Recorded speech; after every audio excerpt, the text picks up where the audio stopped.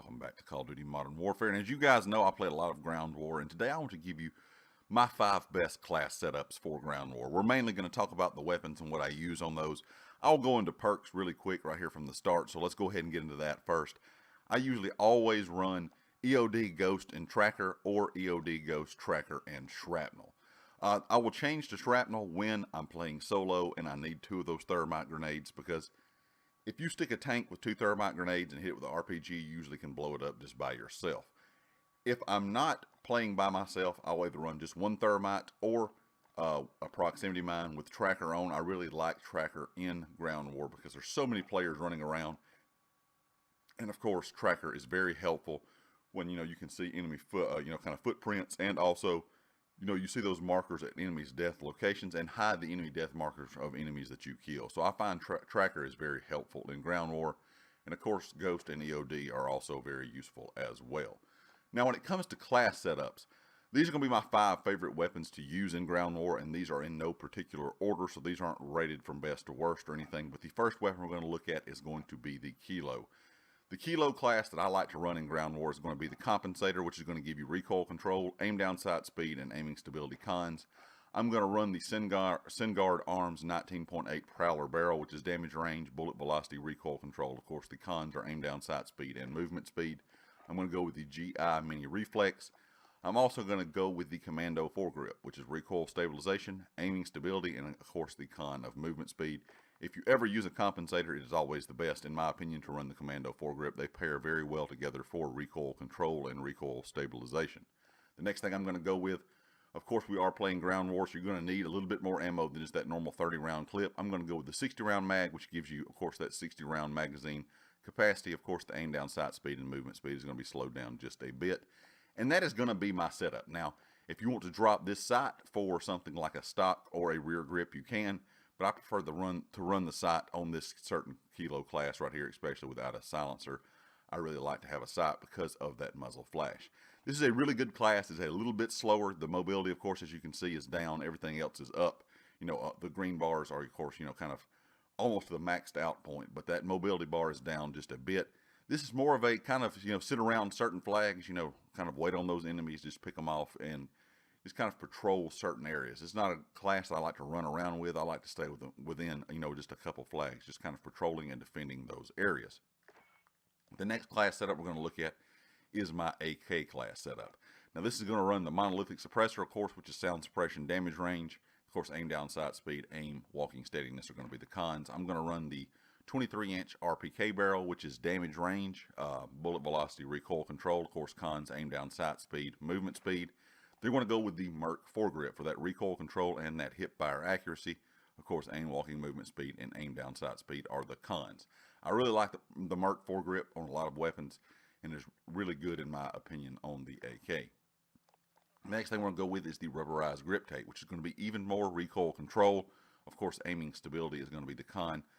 The AK does have a good bit of recoil, so it's a weapon that you're going to want to put things on to help you control that recoil. And last but not least, we're going to go with the Skeleton Stock, and this is going to help with a lot of that, ADS slowdown speed that we've been, kind of adding to the weapon. We're going to get aim, walking, movement speed, and ADS speed. Of course, the cons are aiming stability. And as you can see right now, the accuracy, the damage, the accuracy and the range are, kind of up a little bit. Of course, the mobility is down just a hair, and the control is up just a little bit. Now, some people do not like to run this weapon with iron sights. If you do not like to run iron sights, of course, you can drop that rear grip and put on something, whatever sight that you prefer. Let's just go with that. And you can kind of see what the stats are like there. You pretty much got the same style stats, but that recoil control, in my opinion, is not as good without that rubberized grip tape. The next class we're going to look at, of course, is going to be the M4. Now, the M4A1 is still one of the best weapons in game in most people's opinion. And this class setup here is a really good setup, in my opinion, for Ground War. We're going to go with the M16 Grenadier Stock, which is going to give us damage range, bullet velocity, and recoil control. Of course, aim down sight speed and movement speed are the cons. Going to go with the GI Mini Reflex. You can go with whatever sight that you prefer, but I just like the GI Mini Reflex because it's a very clean, open kind of sight. Next thing we're going to go with is the Commando foregrip. Recoil stabilization, aiming stability. Of course, the movement speed is going to be the con. We're going to go once again with the 60 round mag, which of course is going to have aim down, sight speed, and movement speed cons. But in ground war, it's just hard to run around, in my opinion, with a 30 round clip and not have to reload every 5 seconds. And if you get into a big gun fight with a lot of players, they don't know where you're at. You have to shoot a couple, reload, shoot a couple, reload. And if you're not running a silenced weapon, that can be deadly. So I recommend running extended mags on all these weapons most of the time in ground war. The next thing we're going to go with is, of course, stippled grip tape, which is going to give some aim down, sight speed, and sprint to fire speed. Of course, the aiming stability will be the con. And as you can see, the accuracy and the range are both up there a good bit. The controls up there a good bit. The mobility is down just a little bit, but this is a little bit easier of a weapon to move around with than that first class I showed you with the Kilo. But this is still a weapon I think that you want to kind of patrol certain flags. It's not just a rushing style weapon. The next thing we're going to look at, of course, is going to be the Ram 7 class. Now, this has become one of my favorite classes to run in ground war. And even though the mobility is down, I still feel like I can move around the map with this gun a lot better than I can the rest. I guess that because the Ram has some of the best mobility stats for the AR category. We're going to go with the monolithic suppressor, which is sound suppression, damage range, of course, aim down, sight speed, and aim walking steadiness. We're going to go with the XRK Ranger. Of course, this is going to be damage range, bullet velocity, recoil control. Of course, the cons are aim down, sight speed, and movement speed. Then we're going to go with the Commando foregrip, recoil stabilization, aiming stability, and of course the con is movement speed. We'll go with the 45 round magazine. This gun empties clips in a hurry because it has a high rate of fire, so that 45 round magazine is a big help. Of course, its con is aim down, sight speed, and movement speed. And then the last thing we're going to go with is the rubberized grip tape, which is going to be recoil control and aiming stability con. This class I have a lot of success with.